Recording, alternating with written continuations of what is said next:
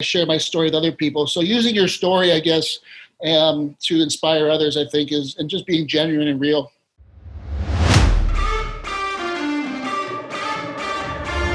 Hey, good afternoon, guys. This is Eric LeClaire over at Push Press, and we are continuing our In the Trenches series.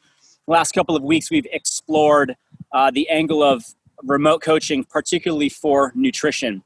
And a handful of our guests have excellent platforms that have helped deliver coaching methodology and coaching prescription for their clients in the downturn of COVID. We know a lot of gyms have been closed, and we know a lot of services have been denied, but one service in particular that hasn't been denied is both remote coaching for the physical aspect, but more importantly, remote coaching from a nutritional aspect. And that's been a big saving grace for a lot of gym owners. So today, I've got a friend who's been around our neighborhood, and I say our neighborhood because we kind of have grown up in the same area. We've had a chance to coach at some of the same gyms. We generally kind of hang in the same circles, except he's in the opposite world, meaning he's not in the CrossFit world. He's in the professional bodybuilding world. So I'm humbled and honored to bring on our first kind of pro bodybuilder who was able to, at least to me, show the way that the online community is still strong, both on the training side as well as on the nutrition side. So without further ado, someone who's both worked with me and also has worked with my wife in the past, Nick, welcome, buddy. I'm glad you're here. Thanks for having me, Eric. Good to be on. Yeah, man. So I know we traveled in a bunch of local circles, and for those of you that are watching from outside of California, we're kind of local to the San Gabriel Valley, and really that's kind of the Pasadena, Arcadia, Monrovia, Duarte, Azusa area, and there are a ton of gyms, and I mean private gyms, public gyms, CrossFit affiliates, micro gyms, and thousands of personal trainers all over the place. Right. Where do you fit into that scene? How did you show up in the area and fall in love with bodybuilding? How'd that work? You know what? I've always been an athlete. I grew up playing soccer my whole life. I went to a pretty high level playing soccer all through college. I tore my knee, and after that, I kind of slowed down with the soccer. I was kind of got a little diverted into partying and women and all that, the social scene. So just life, and just started going a different direction due to my injury. But I always found weight training. I always stuck with that. In my early 20s, I started weight training. Of course, I started just doing chest and biceps all the time. Chest, biceps. Every day was chest, bicep day. Right, just walking around like this. Yeah, so anyway, and then in my early 30s, I realized how much nutrition played a part, because I was working out Monday through Friday pretty hard. I was an athletic guy, and but then I'd go on the weekends and binge it up and go to parties, and I would never see the results I wanted. So I was like, what's going on here? I'm working out 5 days hard. 2 days I'm not doing as well, but I'm not seeing the results I wanted. So I realized how much nutrition played a part in it. So probably in my early 30s, I started studying nutrition, really getting into the research and buying books, and started really delving into that. And that's when things started changing, and I did my first bodybuilding competition at 35, actually. So wow. I got a late start, but that's kind of how it started. But you've done well, right? So for those that don't know, what are the classifications in men's bodybuilding? Well, there's bodybuilding, there's classic, physique, right, which is the tights, the shorts and the tights. And then there's the bodybuilding, which is the Speedos. And then there's the physique athletes, which is the board shorts. And I've always liked the lean beach type look. So I wanted to do the physique class, even though I do have decent legs. I got genetics. I played soccer. I wanted that lean look. So that's what I competed in. And I did about 6 competitions from 35 to 39 years old. I got a couple first places down in Muscle Beach at Venice Beach. A couple last places, and a couple middle of the road places. But it was a fun little run, and very competitive, very challenging. And yeah, that's a little my story. I dig it. Now, so obviously to kind of supplement your sport, you got into coaching men and women, both the one-on-one side, but then also a little bit on like the remote side across, whether it's, your platform, whether it's emails or, social media obviously played a role for you to kind of promote that. Do you have a certain like character or a certain avatar that you love working with? Athletes, non-athletes, bodybuilders, non-bodybuilders? Because you have a chance to help them all, right? Yeah, as a coach, I think you kind of, I just promoted, how did I build my business? I started off, I was doing construction for a while. I managed our demolition company. I was doing that for a while. And I got out of that and started training with a buddy of mine who you know, Kevin Riddle. Yep. So I started helping him out little by little. And once I started competing, people started coming to me and asking me about questions. And once they saw my transformation, and they were asking me, how do you do this? Asking me about nutrition. And so I saw that and I started promoting a little bit more. I competed again. I kept learning and I kept reading and I kept studying. And I kept promoting on Facebook. That helped a lot. Just simple tips here and there. So social media was huge in that aspect. And that's kind of, and then as a coach, I think you attract a certain, just like a relationship, you attract a certain crowd. You put yourself out there, you put your personality out there. I'm always joking, putting memes, just putting tips. I'm putting my personality out there, and you attract a certain crowd. So I don't think I necessarily like to work with a certain crowd. It's just I attract a certain crowd, and we click, and I've become friends with most of my clients, to be honest. Right. No, that makes sense. I mean, that speaks to your character and your personality. You and I both know there are plenty of coaches and trainers that are just like, they're here 1 week and then they're gone, right? Or they train a couple clients for a couple of months and then that's it. You never hear from them, never see them. I mean, you've got longevity in the sport. You've got longevity in the business. You've definitely helped transform a lot of people's lives. Did you ever have like coaches, or whether strength coaches or even back to your soccer coaches, anyone that you grew up underneath that you were like proud to emulate, that you looked up to, that you're like, man, one day I want to be like so-and-so? Anyone like that? Well, actually, I was actually going to put a post on this in the next few days. I actually already wrote it out. I post so much. I just kind of like to spread it out. But I was going to talk about sports and growing up in sports and having good coaches when you're young. I think that's very important. I had a couple great coaches, one named Greg Tilson and another in high school and college named Louis Bilowitz, who were just good mentors to me. I think that's great as a kid. And just growing up playing sports and learning about, team camaraderie, teamwork, all the things you learn in playing within a sport. I think that's a great thing to grow up in. So those are two coaches that I really enjoyed. And then Kevin actually helped me out a lot. Just watching him, learning how he did everything. I just kind of emulated him a little bit, and that's how I grew. Man, I dig it. Not only do you sound very humble, but there's a lot of times where folks, they go the opposite direction, right? They're not willing to look for help or look up to role models or even pay respect to their, not necessarily elders, but to those that paved the way before them. Right. So I'm really happy that you're able to share some of that. Let's dig into the opposite of the good stuff. Let's dig into the bad stuff for a second. How about if you look back, hindsight being 2020, what have you learned? What kind of like lessons learned, maybe in relationships or in communication, gym owners, other trainers, stuff with clients, anything that stands out? If you're like, oh, dang, if I could do it again, I would do it different. That's a good question. I don't know if I would do anything different. I think I would just, I would stay out of, the fitness industry has like a mainstream group, kind of on social media. I would kind of just stay out of the politics, stay out of the drama, stay out of there's a lot of bull, like in every industry, there's a lot of bullshit, a lot of shit talking, a lot of people talking. Like, I have people messaging me, this person did this person did this. I hear third party information, and just to stay out of that whole mix, right. And stay out of politics, keep the politics out of my work, keep other things out of my work, and just stick with training and helping people, stick with putting out good information. I'm pretty opinionated, but I think I could have toned it down a little more and Right. just stuck more to business.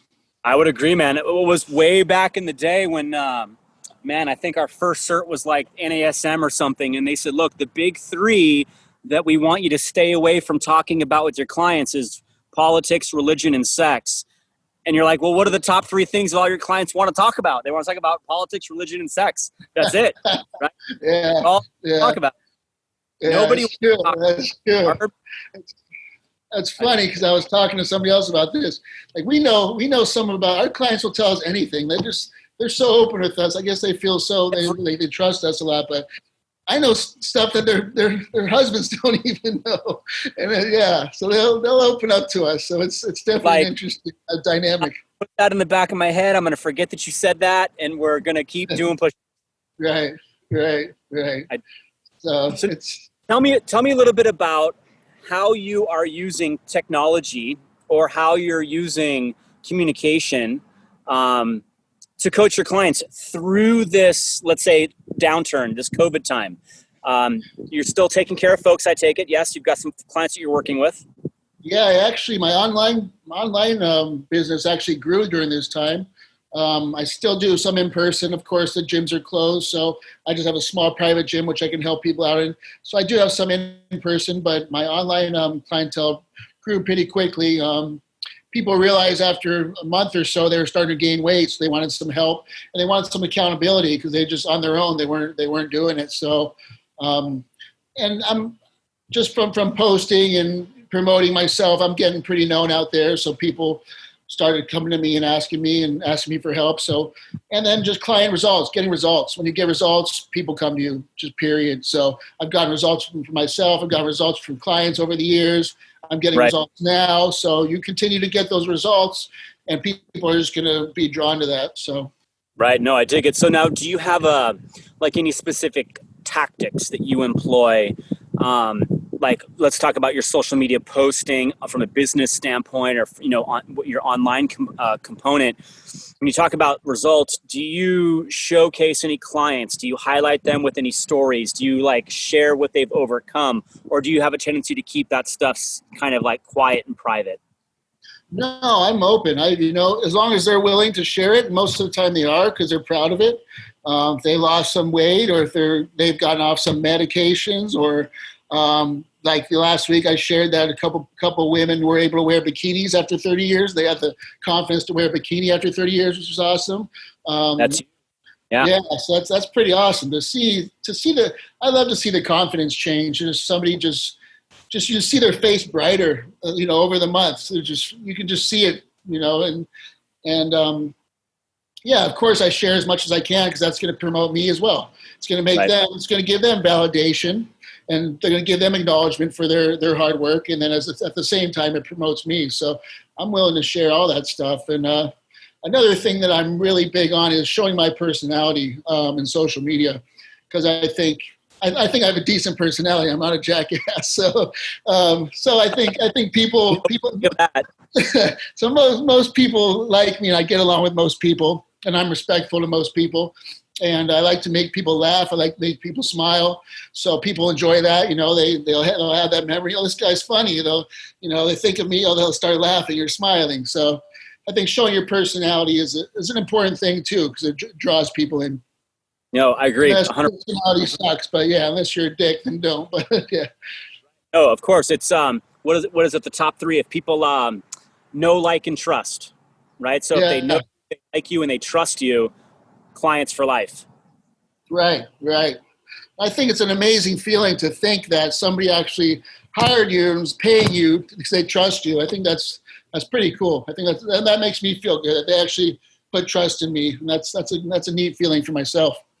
Well, I definitely enjoy your page. I mean, I read almost every one of your posts. I look through all the comments and see all those individuals that are in there. Some of them are loving it. Others are giving you a hard time. I mean, it's really good.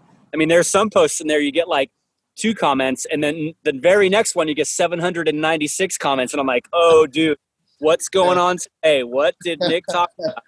Yeah, I tend to stir things up sometimes. I'm just opinionated. I'm not disrespectful, but I'm opinionated. And, right. like I said, I'd probably stay away from the politics a little bit more. I was getting a little heated there for a while, and just kind of, we were all getting emotional during this time. But yeah, how can you not? We got people are stuck at home. They are working from home. Some are working with their kids from home. They've got no outlet for anything. I mean, so from a content standpoint, they are on their phones, they're on their tablets, they're on their laptops, they're constantly glued to the screen. Right. We have an election coming up in weeks. I mean, November is not very far away. Right. And so a lot of folks are bubbling over. They're having a hard time containing their emotions, and it's tough. I like you have struggled with trying to keep my mouth shut and trying to stay as non-political as possible. Yeah. And I very much may have shared the same experiences. I mean, I've lost a lot of clients that way, and you're like, dang. Yeah. Man, I was going to, so I'm sorry. Let me back up real quick and ask something about your delivery mechanism. So let's say I'm interested in your service, how do I find you? How do I get a hold of you? And then what would be my expectation if I'm looking to, let's say I'm nervous, but I want to do the work and I want to lose 20 pounds. What can I expect from our relationship? Well, basically, I haven't really tapped into the whole social media aspect, every little part to it, because I haven't needed to. I've stayed busy. I just have Instagram and I have Facebook, and that's it. Okay. And I have my basic email. So that's how people reach me. They message me on Messenger.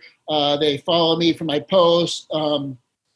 I guess people just friends of friends. Word of mouth is huge. Right. I'm pretty known like you. You're pretty known in the area to be a fitness, one of the top fitness guys in the area. So I'm pretty well known in the area. So it's just word of mouth helps. And as far as expectations, what happens is basically I send them a questionnaire, they give me their answers, and I do a plan based on that. So it's an individualized plan. It's not a cookie cutter plan. I mean, I've hired several coaches for my competing and this and that. Some of them did cookie cutter plans. Some were great. So I learned different things from each coach that I've had. That's one thing that I did. I hired different coaches to learn different things from various people. Right. That's one thing that I did that helped. But I just do an individualized plan. I keep in contact with you. You have my phone number. We FaceTime as needed. If I feel like we need that intimacy, I send people exercises, technique if they need it. I do nutrition as well. So I'll do a nutrition plan and training plan. And it's just based on their individual needs. Some people want to count macros. Some people want to focus on habits. Some people just want some advice. So it's different for the individual, per individual. But my main focus is on results. Physique results, getting results. I don't want you to just do 100,000 burpees and feel good and rah, rah, rah, and then we're done. No, I want to see some results. I want to see your health markers change. I want to see your physique change. I want to see your confidence change. So that's what I shoot for. Right on, dude. Well, let's dig into the dark taboo stuff. If I'm interested in being maybe not so natural in bodybuilding, what's the thought process there? I know there's been a lot of talk about the sport, and we see it in weightlifting, in USA weightlifting. We see drugs in CrossFit. We see drugs in powerlifting. And there are some coaches that have come out and they're adamantly open, like, hey, I'm here to support the client. I'm here to support the athlete, and we're going to go down the road. You want to hear how you feel about that? Yeah, it's funny. Even natural bodybuilding, there's people doing drugs. I remember this one guy. He obviously doing drugs, and he got caught. He got all pissed off because he got caught. I'm like, well, that's what you get. But anyway, I've trained naturally, and I've trained enhanced. And I started trying testosterone when I was maybe 33 years old. So I waited till I was a little bit older, till I had some training in my history. And but I'm open to it. I'll help the client out with whatever they want. If they're interested in that, I'll educate them. I'm not gonna push anything on anybody. I'll try and get them to do it the healthiest way as possible, and I'll educate them, and they can make the decision for themselves. But if they want to do it, I'm open to it, and I'll educate them and help them along. Right on. Yeah. Yeah, that's a sensitive topic of discussion, and a lot of times folks aren't even interested in providing their opinion. But I know you've written about it before. You've been public about it before, so I definitely don't mind asking you about it. Yeah.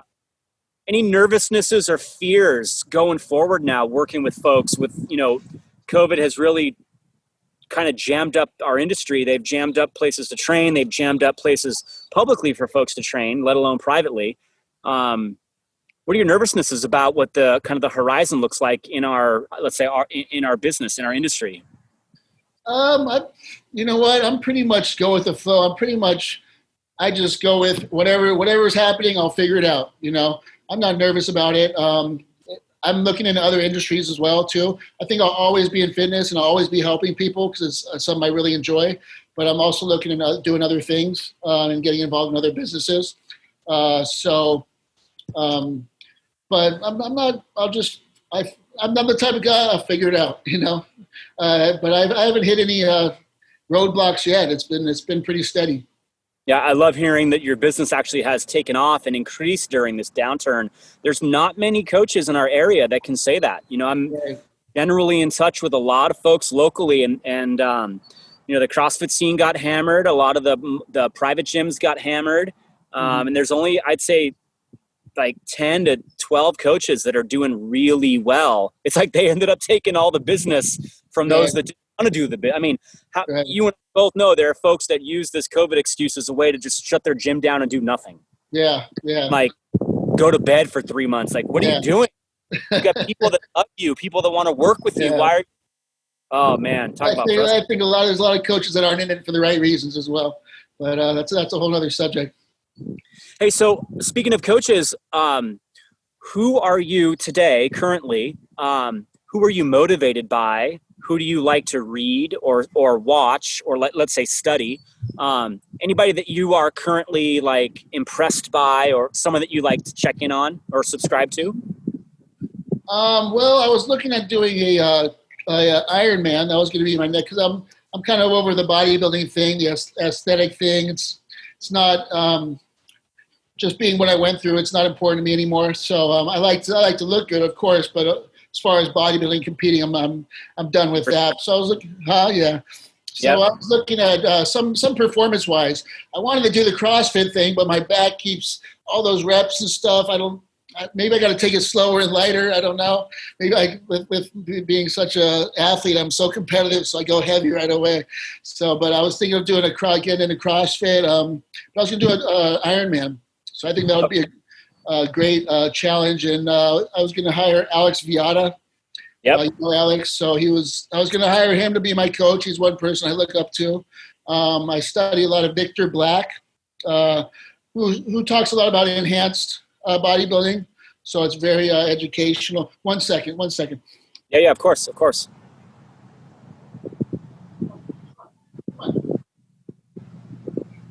Sorry, I had to let my cat inside. So, so Alex Viada is somebody I really look up to. He's very impressive, I think, and very knowledgeable.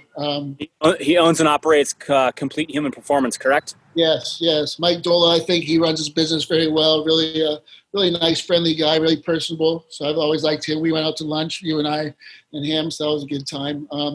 Yeah. But I've been studying a lot of Victor Black and just trying to get into as you age, learning about hormones and as you age and what is a healthy way to do things if you want to go enhanced and the best way.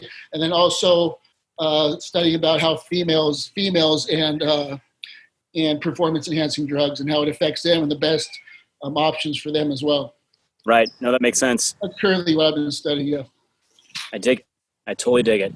So from a help first standpoint, we recognize that this platform, at least in the push press area, our platform serves just over 1,000 gyms. Let's say 1,100 gyms, 1,200 gyms.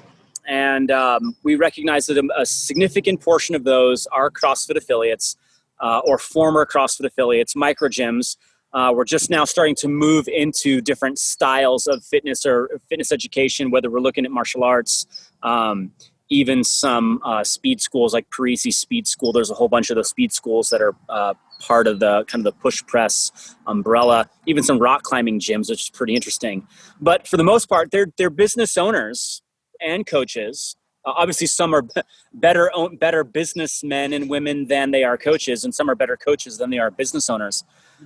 If you were to have to distill down any lessons, and you could use today's platform as a way to communicate, like maybe your number one most valuable lesson or your number one most valuable piece of motivation, and you had a chance to communicate to some of those either struggling coaches, struggling trainers, or even struggling gym owners, any lessons learned or anything that you'd want to kind of leave them with? I think is just to be genuine and be real. Just be yourself, and use anything that you've gone through in your life, any struggles that you've gone through, any obstacles that you've gone through to inspire others. That's pretty much what I did. I got into drugs and alcohol when I was in my 20s pretty bad. So, using fitness to get out of that and to create new habits was a great thing for me. So I promote that to other people, and I share my story with other people. So using your story, I guess, to inspire others, I think and just being genuine and real.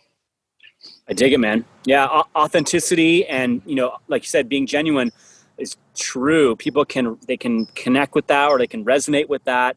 They, like we said before, know, like, and trust, man. They see that you're a real person. You're not this fake cardboard cutout, right. Fake influencer online. You have some real breadth and depth to who you are. We have enough of that online, so we don't need any more of that. The shitty thing is they get the most attention and likes sometimes, but whatever. It is what it is. It is what it is. It's just if we figured a way to filter out the noise, man, there'd be so much more business. I guarantee it. Yeah. So. Dude, we'll share. How, like I said earlier, how can folks find you? How can they connect with you? What is your Instagram page? What's your Facebook page? What's the way to? Yeah, it's my Facebook's just my name, Nicholas Andrus. Pretty easy to find me. And then my Instagram, same thing, except it's Nicholas.Andrus. So same thing. Not hard to find me. If anybody's interested in anything, wants to know about nutrition, fitness, physique, wants to do a bodybuilding show, has questions about it, I'm always willing to answer and help out. I dig it, man. Awesome. Well, thank you so much for sharing a little bit about your journey and definitely sharing a little bit about what you've learned. I sincerely appreciate having you on today, and we will circle back up again. We can have a part 2 after, maybe after November. We'll have a conversation. Yeah, right. All right, my friend. Good to be on. Awesome, man. Thanks, Nick. All right, dude. Hey guys, thanks for watching. If you like what you saw, make sure you like our channel, subscribe, and check out our other videos right here.